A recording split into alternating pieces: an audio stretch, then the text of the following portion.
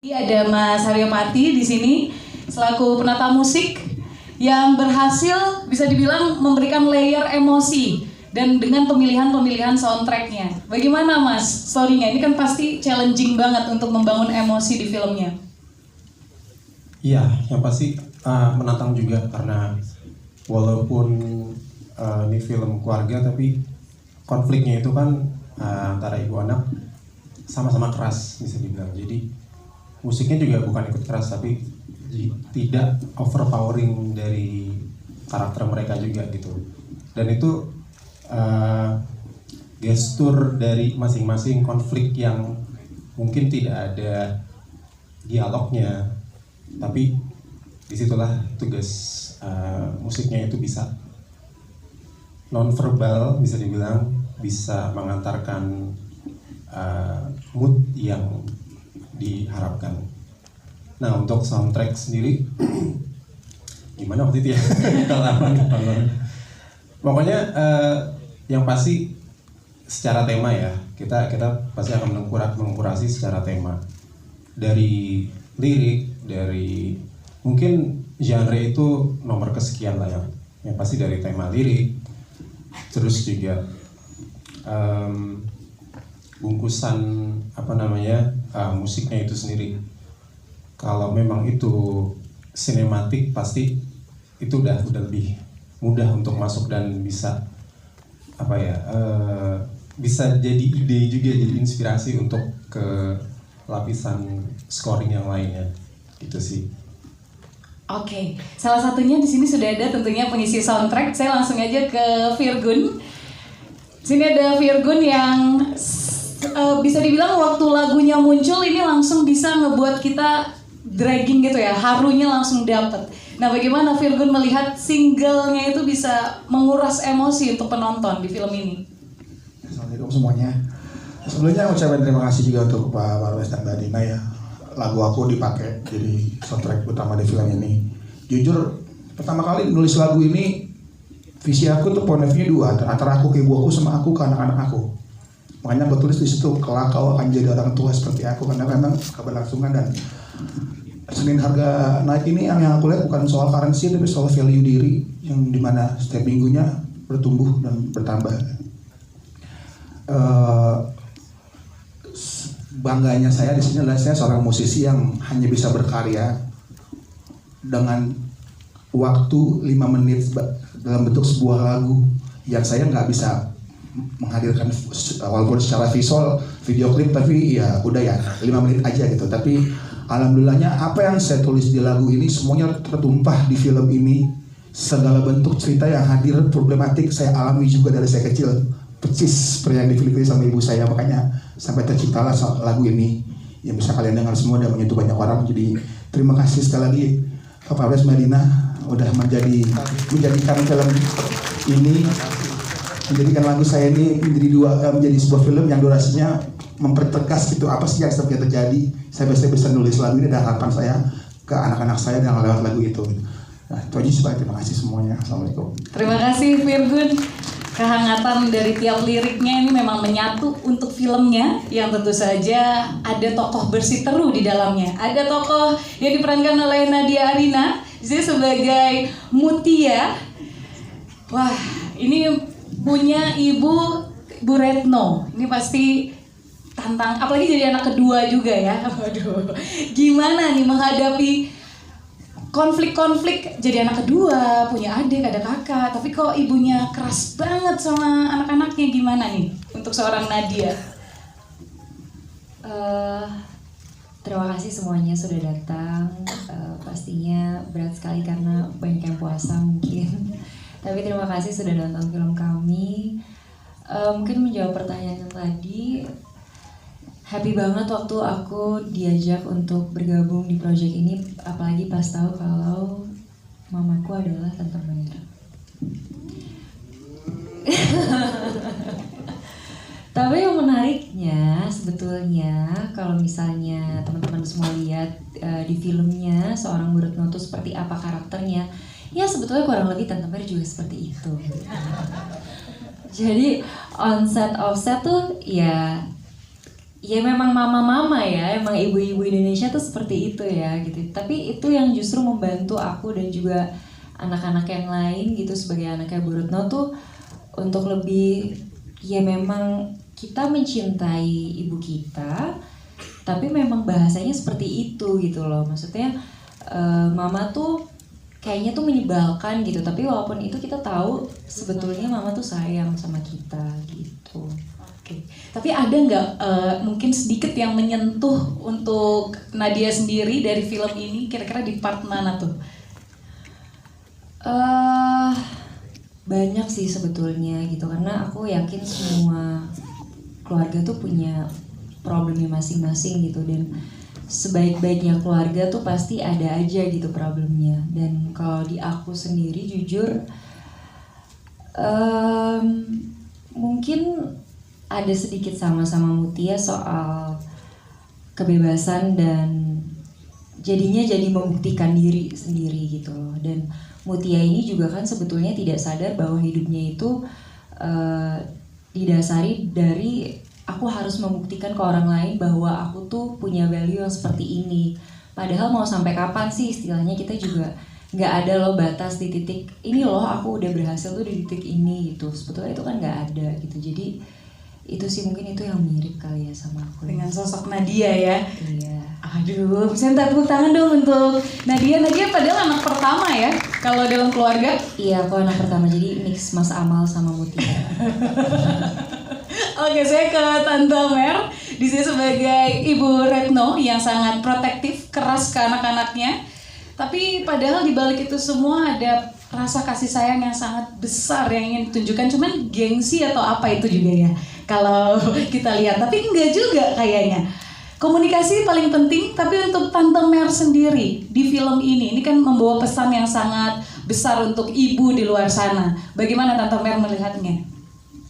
Selamat sore semuanya. Kuat-kuat ya, sebentar lagi.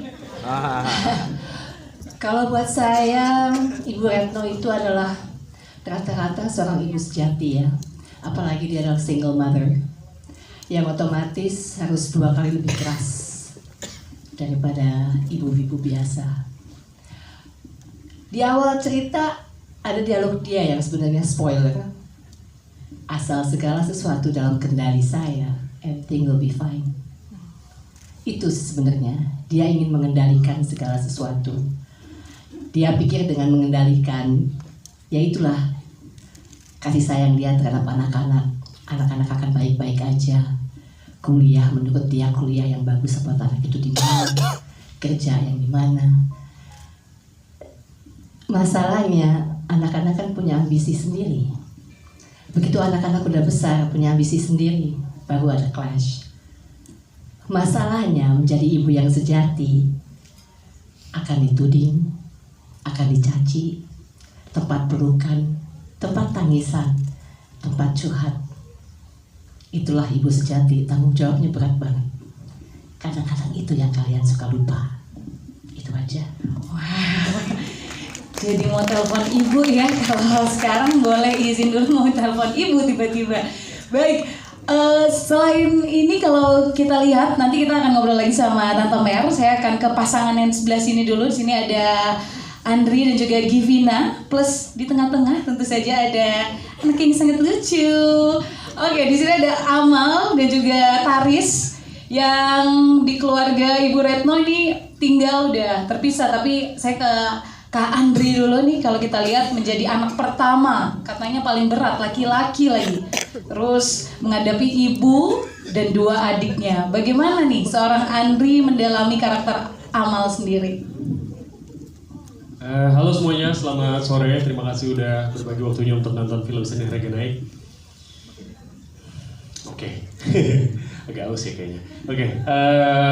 Karakter Amal tuh untuk mendalaminya sebenarnya ketika aku baca pertama skripnya itu aku udah cukup tergambar sih sebenarnya ya. Udah cukup tergambar bahwa Amal adalah anak laki-laki pertama dan keluarga ini memang tumbuh besar tanpa kehadiran seorang ayahnya gitu. Jadi aku juga punya beberapa teman yang seperti itu bentuk keluarganya. Jadi anak laki-laki inilah yang berusaha menjadi seakan-akan berusaha menjadi sosok pengganti ayahnya untuk selalu bisa mengakomodir segala kebutuhan keluarganya. Walaupun itu berat, ya namanya anak pertama, biasanya dia nggak pernah ngomongin sih, karena dia anak pertama, gitu. Dan aku waktu pas pertama kali reading, aku inget banget tuh kita habis reading rame-rame, terus pas bareng sama Nadia sama Naila sama Givina juga, ada beberapa part yang kayak, kok kita sebagai keluarga kakak adik, kakak pertama, kedua sampai yang bontot, di dalam konfliknya itu kita nggak ada closure-nya, inget nggak? Kita nggak ada closure-nya, tapi aku waktu itu ngerasa klop banget karena Nadia sama Naila juga ngerasa, iya kita nih sebenarnya kalau kakak adik kalau berantem tuh at least harus ada closure apapun itu bentuknya gitu. Dan tapi waktu itu belum ada di script, mungkin masih draft berapa gitu, jadi aku langsung merasa kayak wah, orang-orang ini juga seru nih gitu. Jadi aku merasa kayaknya aku nyambung banget sama mereka. Kalau teman-teman lihat, enggak ya? Enggak sih. Ternyata perasaan itu hanya di sebelah tangan ya Andri ya. Aku berhasil terbawa suasana sendiri. Gitu, jadi aku merasa nyambung secara visi, maksudnya secara visinya nyambung. Jerawat maksudnya. Benar, secara visi nyambung. Benar. Terus habis itu ketemu istrinya juga, Givina, aku udah kenal dia juga, dan menurutku cukup mudah kita juga membangun komunikasi ya Givina ya. Dan anaknya juga gemes banget ini. Ada anak pintar. Halo. Itu jadi kurang lebih dari Amal. Oke, kalau dari Taris sendiri nih yang diperankan sama Givina, di sini kan kalau dilihat mereka saudara ya, kakak adik. Tapi di sini ada sosok Taris yang dari luar, orang luar masuk menjadi menantu ipar gitu kan, menghadapi mertua juga. Apa sosok dari Taris yang akhirnya bisa Givina pelajari? Kesabaran seluas samudra kali ya. Kalau yang Givina pelajarin dari Taris, karena belum tentu Givina kalau di posisi Taris tuh bisa menerima, bisa sabar menunggu untuk diterima gitu loh sama ibu menantunya yaitu Bu Retno. Tapi yang aku pelajarin banget juga adalah di sini tuh meskipun Taris dan Bu Retno itu ada konflik, balik lagi tadi sempat disebutin kalau ini tuh cerita bukan tentang siapa yang kalah, siapa yang menang gitu, tapi siapa yang mau berbaik hati untuk mengulurkan tangan duluan gitu. Karena ya kan kita udah keluarga gitu, masa harus gue yang benar, gue yang salah, kayaknya tuh nggak akan ada habisnya gitu. Jadi siapa yang berbaik hati untuk ulur tangan duluan sih. Oke, menurunkan ego bukan berarti kalah ya Givina ya, betul. Minta tepuk tangan untuk sosok Taris yang sangat hatinya seluas samudra. Apalagi di sebelahnya ada Adam. Halo. Adam, cerita dong sama teman-teman semua di sana. Acting Adam keren kan teman-teman ya? Kebawa banget waktu, terutama yang waktu nangisnya itu loh. Itu siapa yang ngajarin, gimana waktu itu ceritanya, kok bisa kamu sangat menjiwai di situ? Apa ya? Gimana? Apa ada yang ngarahin ya? Mungkin Tante Dina bilang, kamu nangisnya mau pakai bohongan atau nangis sendiri ini nanti dibantu atau kayak gimana waktu itu? Aku sih kalau nangis gak dibantuin siapa-siapa. Terus kok bisa keluar air matanya? Aku langsung pakai muka sedih, abis itu air matanya langsung keluar. Itu ya, berarti gak ada yang bantuin, kamu tiba-tiba udah langsung ngeliat, wah ini kayak sedih, tiba-tiba kamu bayangin apa waktu itu? Gak bayangin apa-apa. Gak bayangin apa-apa tapi bisa langsung sedih? Bisa. Wah, tapi sekarang jangan sedih ya. Iya. Seneng nggak? Tapi seneng nggak di lokasi syuting? Sama ada Mandri, ada apa yang paling kamu senengin di lokasi syuting? Main ludo sama. Main apa? Main ludo sama Tante Givina. Main ludo sama Tante Givina, luar biasa sekali. Adam, selamat tepuk tangan untuk Adam. Yang sangat natural sekali. Actingnya luar biasa loh kamu. Ya? Iya. Oke, saya mau ke tante kamu dulu nih. Ada Tante Tasya. Mau ngobrol sama Tante Tasya dulu ya? Oke. Tante Tasya di sini diperankan oleh Naila. Naila gimana nih? Pengalaman acting sama benar-benar senior bisa dibilang ya, ada lintas generasi juga. Kamu berperan sebagai si bontot dan kamu juga anak terakhir ya kalau nggak salah ya. Nah, gimana nih? Boleh diceritakan sebagai Tasya. Terima kasih. Halo teman-teman semuanya, terima kasih banyak sudah hadir. Pengalaman aku sangat-sangat menyenangkan pastinya. Tapi aku bisa bilang, menurut aku Tasya ini di antara 3 anak Mama Retno, Tasya yang paling mengerti bahasa cintanya Mama. Betul nggak Mama? Betul dong. Jadi Tasya anak kesayangan Mama bukan? Oh bukan. Suka terasa sendiri. Menyenangkan banget syuting sama Tante Mer, sama Kanat, sama Mas Andi juga, sama teman-teman semuanya. Banyaknya ini pertama kali buat aku, tapi rasa kekeluargaan yang diciptakan dari proses reading sampai proses syuting, bahkan aku ngerasa bener kayak yang tadi Kanat bilang kalau Tante Mer itu Mama Retno banget. Jadi selama di lokasi tuh ngelihat Tante Mer itu ya sebagai mama yang ada bawel-bawelnya, bawel-bawel tapi sayang gitu. Tasya juga menarik banget buat aku karena bungsu sama seperti Naila. Ada satu part dari Tasya yang menurut aku bisa jadi highlight dari karakternya adalah gimana Tasya punya cita-cita, Tasya punya mimpi yang awalnya harus dia kubur untuk nemenin mama di rumah.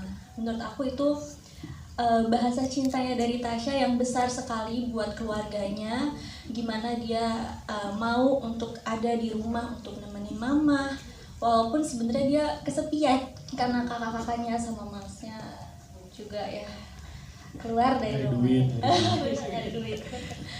Tapi ya seneng banget gimana prosesnya, gimana hasilnya juga kebetulan aku udah lihat, dan semoga rasa hangat yang mau disampaikan itu bisa tersampaikan buat kalian semua. Oke, terima kasih Naila. Tersampaikan kok bahasa cinta Naila, bahasa cinta Tasya untuk Mama. Sampaikan. Oke, saya akan ke Hamish yang memerankan sosok bos di sini yang menuntut anak buahnya supaya Senin harga naik jadi harus laku semua propertinya ya. Tapi di sini memerankan karakter bos yang harus memotivasi anak buahnya, tapi juga pasti ada perasaan-perasaan melihat bagaimana pertumbuhan karakter dari pemain di sini. Bagaimana seorang Hamish melihat film ini secara keseluruhan sebagai bos juga ya. Sebagai bos. Halo everybody, apa kabar? Oke, tinggal 1 jam lagi nih, sabar ya. Look, just straight up, saya di sini bukan villain, I'm not a villain in this movie. Cuman mungkin di sini bisa kelihatan ya yang saya di sini bos, bukan mau manfaatin orang ya, cuman pengen maksimalkan hasil untuk perusahaan. And I feel like the message here is buat karyawan-karyawan, you know, climbing the ladder, apakah worth it nggak sih untuk bikin hidupan kita tuh jadi kacau? Is it worth climbing that ladder for success? Selain itu yang aku suka dari script ini, satu aku rasa juga penonton dikasih room ya untuk mikir, nggak cuma langsung disuapin aja gitu loh. Maksudnya semua orang punya interpretasi rasa sayang tuh beda-beda, dari karyawan ke bosnya, bos ke karyawan, anak ke orang tuanya. I feel like there's a lot of depth in this movie yang menarik, dan aku rasa banyak orang bisa relate ke film ini. So thank you for watching, enjoy. Baik, selain karakter dari Ruli, ada juga karakter yang menarik. Ini ada Patria yang diperankan oleh Razan Zhu yang beradu acting sama Naila. Ini gimana nih? Saya ke Razan dulu ya. Beradu acting sama Naila itu untuk peran sebagai dokter. Iya, gimana membangun chemistry satu sama lain? Halo, selamat sore, salam kenal, saya Razan Zhu. Calon dokter kali? Iya, belum jadi dokter. Beradu acting sama Naila pastinya sangat terbantu karena kan salah sih.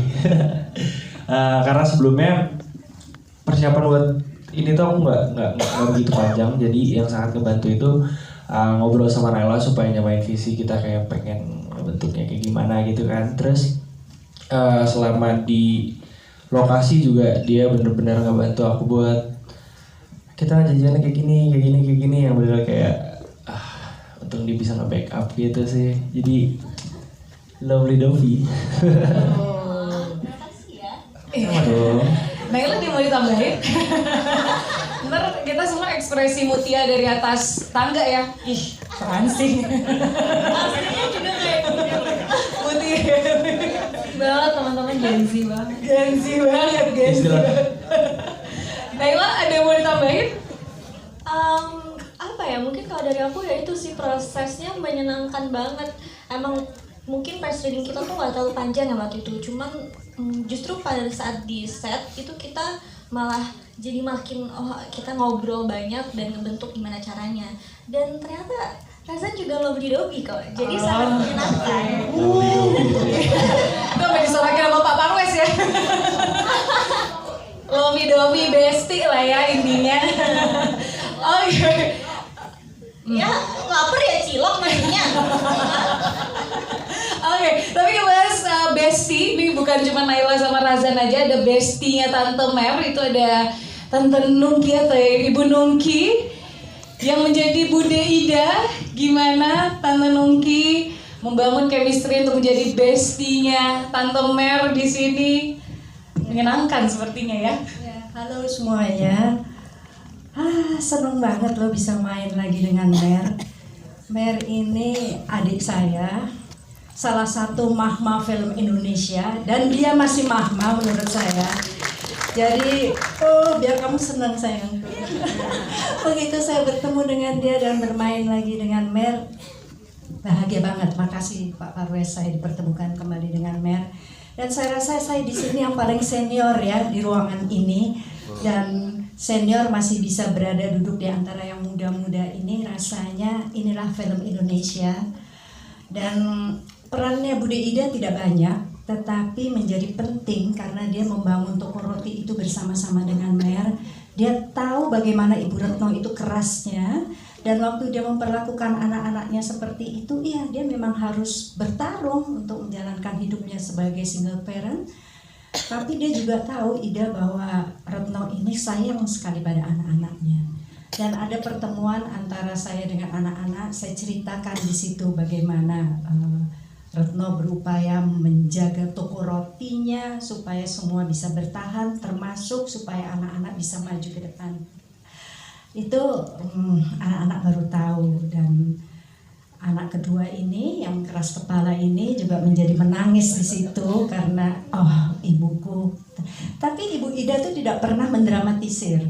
Sehingga waktu ada kata-kata dari Retno, apakah saya gagal sebagai ibu, Ida juga tidak bilangnya, oh iya kamu harusnya gini-gini gitu. Enggak, dia bilang ya kayak bikin roti aja kita. Hari ini gagal, besok bisa kantat gitu. Tapi kita tetap bikin roti, nggak pernah berhenti. Ibu nggak pernah berhenti menyayangi anaknya. Seperti apapun salah, seperti apapun anaknya. Di situ adanya si Bude Ida menjadi penting. Terima kasih Bu Nungki, statement yang luar biasa. Ibu tidak pernah berhenti untuk menyayangi anaknya. Saya ke pasangan, ada Rianti dan juga Restu Naga di sini yang menjadi suami istri, punya 3 anak, lalu juga membangun usaha bersama. Melihat film ini, boleh nanti diceritakan sudut pandang masing-masing, bagaimana dari sudut pandang orang tua melihat film yang satu ini memberikan kehangatan dan pelajaran apa yang akhirnya bisa diambil gitu. Berat ya, pelajaran apa ya? Penting ini. Selamat sore semuanya. Ya, aku tuh memerankan tokoh Retno ini di musim kehidupan dia yang sedang sibuk sekali. Jadi lagi merintis usaha, terus membesarkan anak-anak. Tapi dari scene flashback itu bisa terlihat bahwa sebetulnya semua yang dilakukan Retno itu untuk anak-anaknya. Dan mengenai pelajaran atau relasi antara orang tua dan anak, I think most conflict is generational ya, dari boomers ke millennial ke Gen Z ke Gen Alpha, semua memiliki cara komunikasi yang berbeda-beda. And I think emang we have to approach it with a lot of grace and patience, dan yang paling penting adalah mau berdamai sebelum terlambat. Wow, kalau dari Restu? Halo semua. Kalau dari sayanya kan masa lalunya Ibu Retno ya berarti ya. Pada saat Belum jadi single mom ya. Saya masa lalu. So when everything is alright gitu, saya ngelihat kayak selama kita selalu asumsi bahwa keluarga itu akan selalu bersatu, tapi yang pasti life goes on. Sekalipun dari ayahnya nggak ada, Ibu Retno tetap harus carry on. Sangat keren banget ngelihat struggle atau bukan struggle ya, challenges yang dihadapi oleh ibu dan challenges yang dihadapi oleh anak. So it's a very beautiful dynamic menurut aku. Kalau dari aku tantangan syutingnya karena kita nggak main yang udah umur segini, ya nggak? Kita main yang kecil-kecil, ya? Kalau laki-laki yang kemarin oke. Yang kecil-kecil susah sekali teman-teman kalau main sama yang masih kecil. Kalau kecilnya segini enak mainnya, gitu sih. Gitu ya. Itu lumayan tantangan juga ya untuk proses syutingnya sendiri. Iya, challenge juga, tapi it's fun. Oke, saya minta tepuk tangan untuk pasangan flashback nih Bang. Saya akan ke Budayu di sini sebagai Ibu Iren yang punya peran penting bagaimana rahasia terbongkar. Waduh. Tapi rahasianya apa kita tidak bocorkan di sini tentu saja. Sebagai Ibu Iren atau Budayu sendiri melihat film Senin Harga Naik ini pasti kita melihat bagaimana hubungan yang kuat antara ibu dan juga anaknya. Menurut Ibu Dayu sendiri seperti apa? Film Senin Harga Naik ini sebenarnya relate dengan real life ya. Banyak sekali kejadian-kejadian seperti ini sampai sekarang pun. Dan kehadiran Iren di sini juga relate dengan kehidupan sehari-hari bahwa tanpa kita sadari banyak ada orang ketiga yang secara tidak langsung mempersatukan sebuah hubungan atau menyatukan atau lebih menyadarkan seseorang tentang permasalahannya. Padahal Iren sendiri, she also has a problem. Gitu loh, anak-anaknya jarang datang, cucu-cucunya jarang datang, dan dia juga kesulitan untuk menyatukan keluarganya. Sampai akhirnya semua teman-teman di sini tentu sudah melihat bagaimana akhir dari kehidupan Iren. Gitu. Jadi ya, saya sangat appreciate dengan film ini, dengan penulis ceritanya, karena ceritanya memang kuat sekali ya. Dan cerita ini adalah cerita yang sederhana, menyikapi kehidupan kita sehari-hari, hubungan antara keluarga, dan seperti yang sudah tadi dibilang oleh teman-teman di sini semua, Pak Parwes juga, bahwa ini adalah satu film yang sangat hangat, sangat bagus sekali tayang di Lebaran, pas banget menurut saya. Jadi semoga ya bisa diterima oleh masyarakat dan teman-teman media semua di sini bisa membantu promo ya film Senin Harga Naik menjadi film yang sangat bagus mewarnai film Indonesia. Luar biasa sekali Bu Dayu. Bagaimana pesan yang memang disampaikan, ini adalah film yang sangat hangat. Tentu di kehangatan keluarga ini ada couple juga yang kita bisa bilang selalu tiap ada mereka nih, aduh, ini couple goals ya. Bisa dibilang pasangan komangnya tapi versi di universe Senin Harga Naik. Nah, ada Aci dan juga Arif sebagai Rani dan Kaman. Nah, gimana, mau berantem dulu atau? Halo semuanya, selamat sore. Ini kita nggak usah lama-lama ya, udah nungguin itu takjil ya. Takjilnya roti katanya, mau bungkus gue pulang. Ini dulu deh, Bang Arif dulu ya. Bang Arif boleh. Aji dulu deh. Aku deh. Jujur saya pas ketika ditawarin film itu sangat menyentuh banget gitu. Jadi pas ditawarin Pak Amir itu sama Pak Parwes, Arif mau film Senin Harga Naik gak gitu. Apa itu? Saya bilang gitu kan. Karena saya di faktor yang pilih-pilih.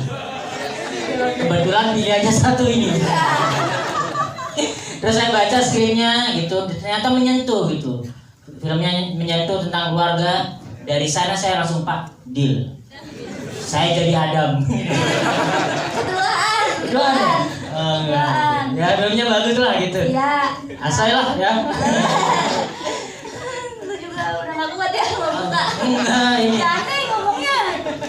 Udah terakhir tadi udah bagus-bagus tadi. Iya. Jangan dirusak. Kenapa kita di di akhir ya.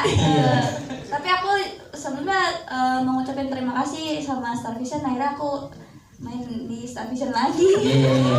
Udah lama. Terus aku juga seneng akhirnya ketemu Tante Mer lagi. Terus pertama kali di direct sama Budina. Gimana tuh? Bangga gak? Bangga. Gimana tuh? Bangga. Terus